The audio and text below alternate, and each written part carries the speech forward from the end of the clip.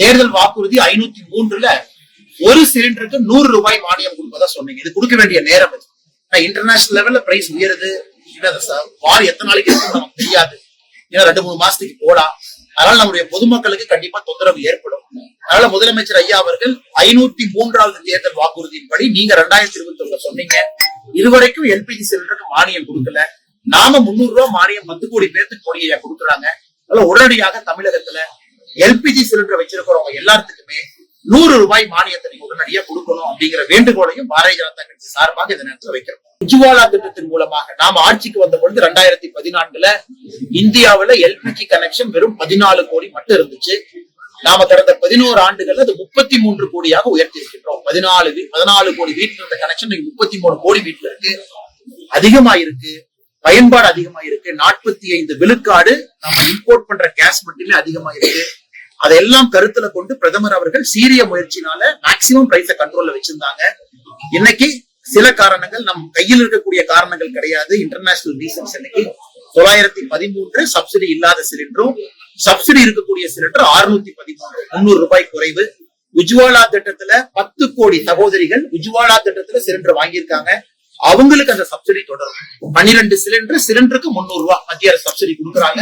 அதையும் பத்திரிகை நண்பர்களுக்கு இந்த நேரத்துல சொல்ல கடமைப்பட்டிருக்கிறோம். நேற்று நம்முடைய குடிமை பணி சிவில் சர்வீசஸ் தேர்வுகளுடைய முடிவுகள் வந்திருக்கு.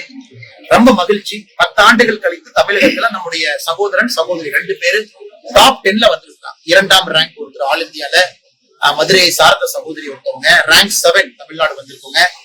ரேங்க் 18 கோயம்புத்தூரை சார்ந்த ஒரு சகோதரி வந்திருக்காங்க. மொத்தமா வந்திருக்கக்கூடிய 900 செலக்ஷன்ல தமிழ்நாட்டுல இந்த முறை 60 செலக்ஷன் வந்திருக்கு. அது ரொம்ப மகிழ்ச்சிகரமான ஒரு விஷயம். அதனால இந்த நேரத்தில் இந்த குடிமை பணி தேர்வுல தேர்வாகி இருக்கக்கூடிய எல்லா தமிழகத்தை சார்ந்த அன்பு சகோதர சகோதரிகளுக்கும் எங்களுடைய மனப்பூர்வமான வாழ்த்துக்களை தெரிவிச்சுக்கிறோம். அதே நேரத்துல மாநில அரசை பொறுத்தவரை இன்னைக்கு காலையில பேப்பரை திறந்தீங்கன்னா ஃபர்ஸ்ட் பேஜ்ல முதலமைச்சர் ஐயா ஸ்டாலின் ஐயா அவங்க ஒரு பெரிய ஆடு கொடுத்திருக்காங்க. ஏதோ ஐயாவே போய் எக்ஸாம் சென்டர்ல போய் அவரே பேனா எடுத்து அவரே மையூத்தி அவரே எக்ஸாம் எழுதுனாலதான் 56 பேர் 60 பேர்ல பாஸ் ஆன மாதிரி. ஒரு இடத்துல நாங்க முதலமைச்சர் அவர்களுக்கு ஒரு இடத்துல பாராட்ட சொல்றோம், ஒரு இடத்துல குற்றச்சாட்டு வைக்கிறோம். பாராட்டு என்னன்னா, முதலமைச்சர் அவர்கள் வந்த பிறகு ஒரு நல்ல விஷயத்த பண்ணிருக்காங்க. அதாவது பிரிலிம்ஸ் எக்ஸாமுக்கு யாராவது ப்ரிப்பேர் பண்றாங்கன்னா மாதம் 7500 ரூபாய் 10 மாசம், நல்ல விஷயம், கண்டிப்பா பாராட்டணும். அதே போல மெயின்ஸ் பரீட்சைக்கு 25000 ரூபாய், நல்ல விஷயம், அதுவும் பாராட்டணும். இன்டர்வியூக்கு செலக்ட் ஆகினாங்கன்னா 50000 ரூபாய், அதுவும் பாராட்டணும். அப்ப இந்த குழந்தைகள் எல்லாமே வேறு வேறு கோச்சிங் இன்ஸ்டிடியூட்ல படிக்கக்கூடிய குழந்தைகளுக்கு கண்டிப்பா அந்த பணம் வந்து பயன்படும்.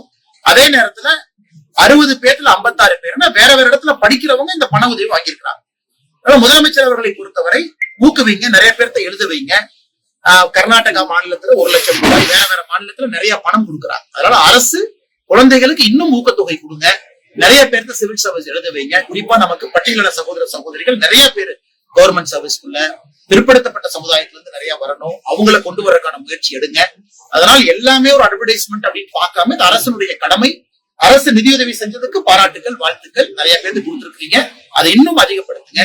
எல்லாமே ஒரு அட்வர்டைஸ்மெண்டா ஏதோ அரசு உங்களாலதான் செஞ்சோம், அந்தந்த குழந்தைகளுக்கு திறமை இருக்கு, தகுதி இருக்கு, அரசு ஊக்குவிச்சது ஒரு காரணம், பல காரணம் இருக்கு. அதனால மக்களுடைய வரிப்பணத்துல இவ்வளவு செலவு பண்ணி, கோடிக்கணக்கான வரிப்பணத்தை செலவு பண்ணி முதல் பேஜ்ல அட்வர்டைஸ்மெண்டா மட்டும் முதலமைச்சர் போட்டு இருக்காங்க. அதையும் நாங்கள் இந்த நேரத்துல கண்டிக்கின்றோம்.